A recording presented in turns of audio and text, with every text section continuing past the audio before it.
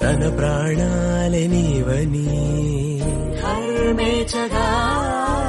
తన మనసంత నీదని అర్థేచగా